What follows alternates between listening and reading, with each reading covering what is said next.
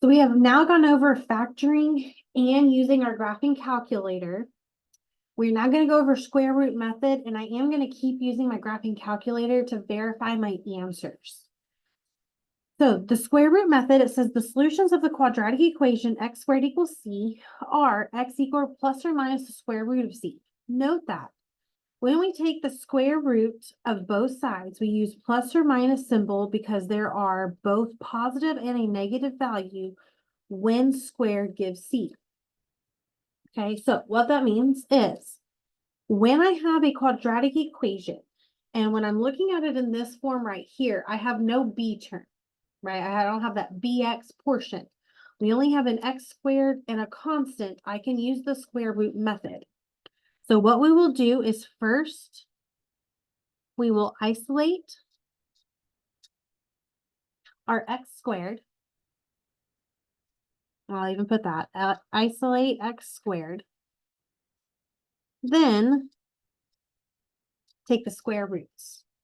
Now we do need the plus or minus because that's what's going to give me my two answers, right? X squared, we're going to get two answers. So for example, if I had something very, very simple, like x squared equals 25 here.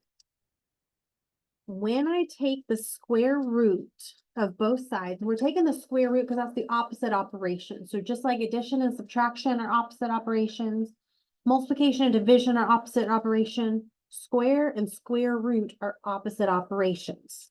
So the square root and square cancel each other out and we're left with x. And now the square root of 25, a lot of times we just think of the positive, which is the principal root of 5, but we can actually get plus or minus 5.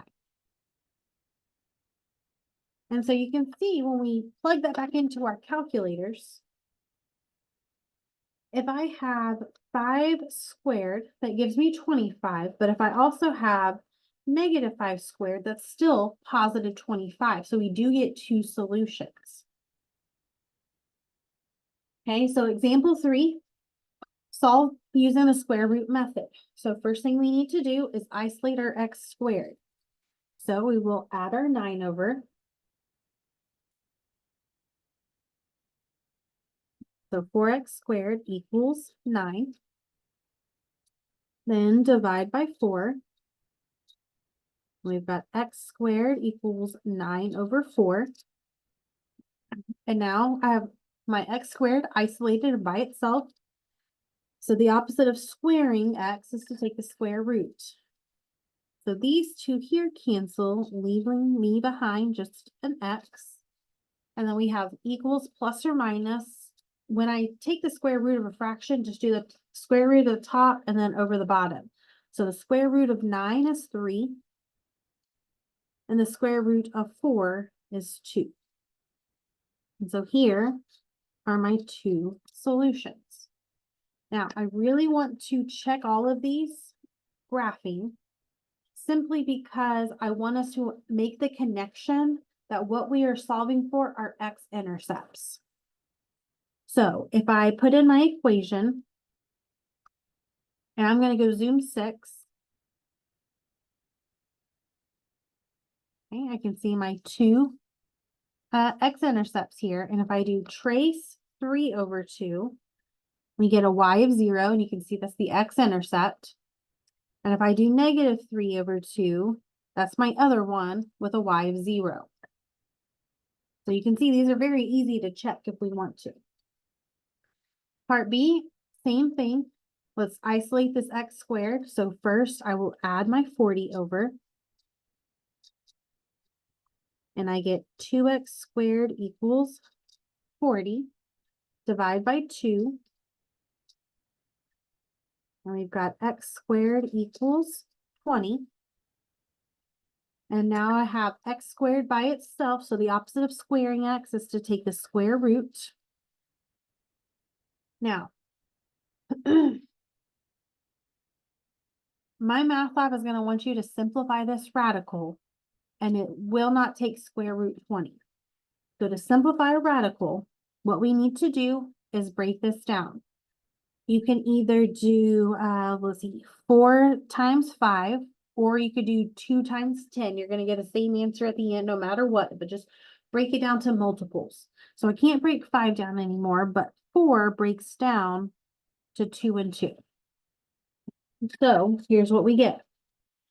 Square root and square cancel, leaving me with an x plus or minus, or x equals plus or minus. When I break down that radical, whatever you get a pair of comes out of the radical. So we have a pair of 2's. So that's going to come out. And then whatever doesn't get a pair, this 5 will stay inside the radical. So here are my 2 answers. Okay, when I taught this in high school, I talked about dates.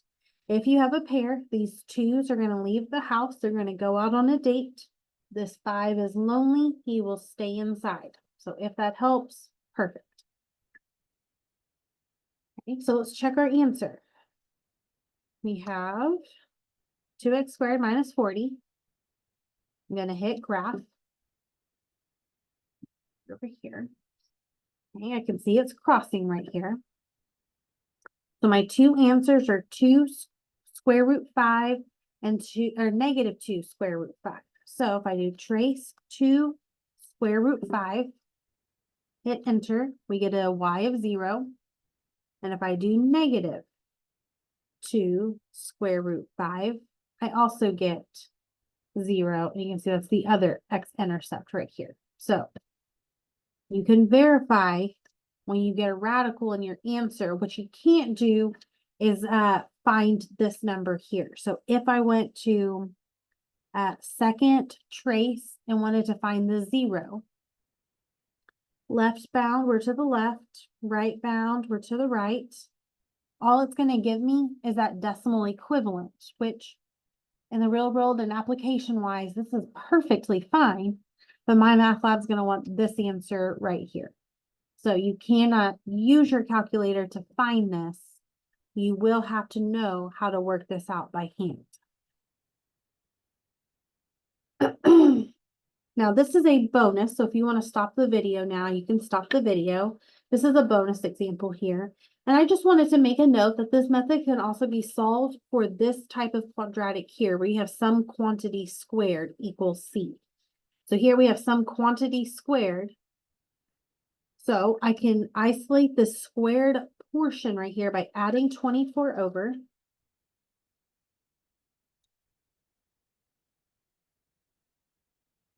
So we get x plus 3 squared equals 24.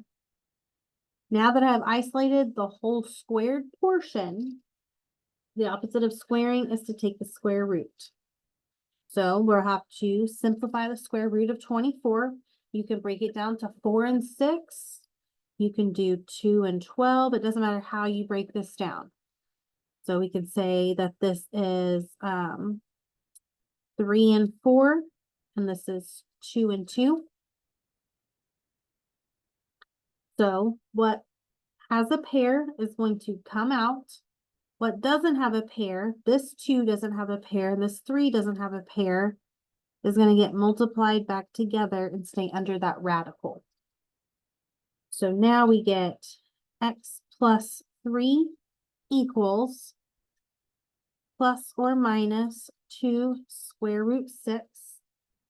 And now we would have to get x by itself by subtracting that 3 over. So my final answer would be x equals negative 3 plus or minus 2 square root 6.